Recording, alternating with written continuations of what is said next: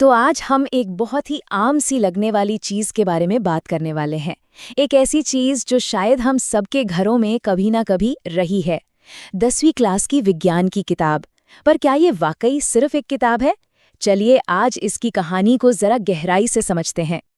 असल में ये किताब सिर्फ केमिकल रिएक्शंस या गुरुत्वाकर्षण के नियमों का एक कलेक्शन नहीं है। नहीं, इसके पन्नों में तो एक पूरा दर्शन, एक पूरी सोच छिपी हुई है। एक ऐसी सोच जो ये तय करती है कि ज्ञान हमारी अगली पीढ़ी तक पहुंचेगा कैसे।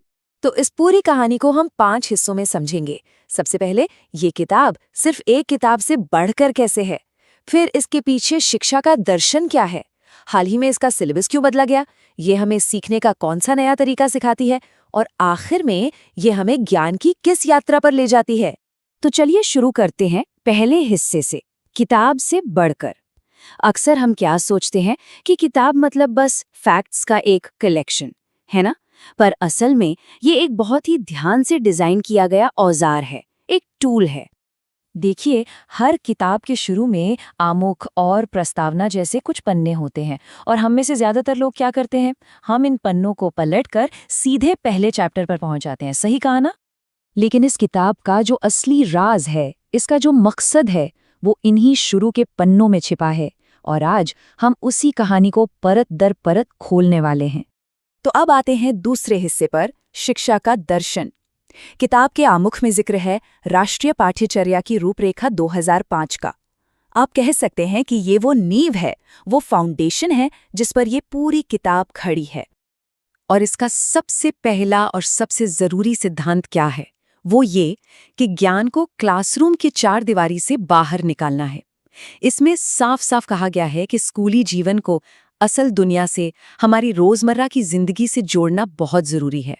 और दूसरी बड़ी बात कि शिक्षा का मकसद रटना नहीं होना चाहिए। इस पूरी सोच का लक्ष्य ही यही है कि रटने रटाने की जो आदत है उसे खत्म किया जाए, ताकि सीखने वाला सिर्फ जानकारी इकट्ठा ना करता रह जाए। तो इन सब बातों का असली मतलब क्या हुआ? सीधा सा मतलब है रटने से आजादी, ज्ञान को किताबों से निकालकर असल जिंदगी से जोड़ना।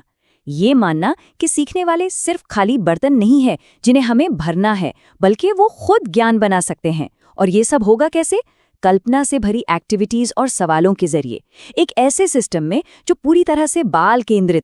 अब एक जरूरी सवाल पर आते हैं, आखिर इस सिलेबस में बदलाव किया ही क्यों गया? इसका जवाब हमें हाल की कुछ घटनाओं और हमारी नई शिक्षा नीति में मिलता है। किताब में एक शब्द इस्तेमाल हुआ है, पुनर्संयोजन या रैशनलाइजेशन। देखिए, कोविड-19 महामारी के बाद ये जरूरत महसूस हुई कि स्टूडेंट्स पर से सिलेबस का बोझ कम करना जरूरी है। और राष्ट्रीय शिक्षा नीति 2020 भी तो यही कहती है, बोझ कम हो और अनुभवात्मक यानी कि करके सीखने के मौके ज्यादा मिलें।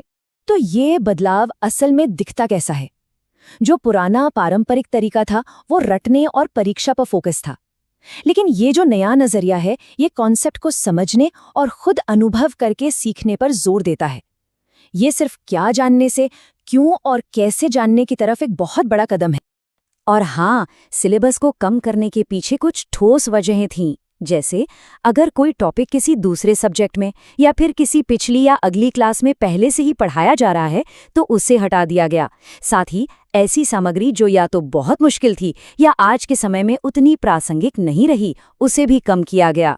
चलिए अब चौथे हिस्से को देखते हैं, सीखने का नया तरीका। और ये समझने के लिए हमें देखना होगा किताब की प्रस्तावना को, जो बताती है कि इस पूरे दर्शन को असल में लागू कैसे किया गया है। इस किताब की सबसे दिलचस्प बात है इसका एकीकृत नजरिया। मतलब ये विज्ञान को फिजिक्स, केमिस्ट्री और बायोलॉजी के अलग अलग डिब्बों में नहीं बांटती, बल्कि ये उन्हें एक साथ जोड़कर दिखाती है। क्यों? क्योंकि असल दुनिया में विज्ञान ऐसे ही काम करता है, सब कुछ एक दूसरे से जुड़ा हुआ है। तो ये सोच किताब में दिखती कैसे है? आप देखिए, हर चैप्टर रोजमर्रा की जिंदगी के उदाहरणों से शुरू होता है, फिर बीच बीच में करके देखो जैसी एक्टिविटीज हैं। परिभाषाएं रटाने के बजाय कॉन्सेप्ट की गहराई पर जोर है। और सबसे जरूरी, पाठ के बीच में ही ऐसे सवाल हैं जो दिमाग को सोचने पर मजबूर करते हैं। यहाँ तक कि सामाजिक मुद्दों को भी विज्ञान से जोड़ा गया है। प्रस्तावना में एक लाइन है जो इस किताब के पूरे मकसद को, आप कह सकते हैं, एक वाक्य में समेट देती है। इसका मकसद सिर्फ सिलेबस पूरा करना नहीं, बल्कि मन में एक जिज्ञासा जगाना है, ताकि सीखने वाला खुद से सोचे और नई चीजें खोजे।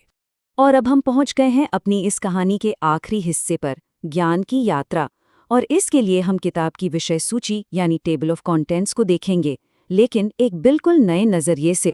ये जो आप देख रहे हैं, ये सिर्फ चैप्टर्स की एक लिस्ट नहीं है। जरा ध्यान से देखिए, ये एक वैज्ञानिक खोज की यात्रा का नक्शा है। एक ऐसा सफर जो रासायनिक अभिक्रियाओं से शुरू होता है, फिर जीवन की प्रक्रियाओं को समझता है, प्रकाश और बिजली के रहस्यों को खोलता है, और आखिर में हमारे अपने पर्यावरण पर आकर खत्म होता है। मतलब ये एक पूरी कहानी है। तो आखिर में ये किताब हमें एक बहुत बड़े सवाल के साथ छोड़ जाती है। शिक्षा का असली लक्ष्य क्या है?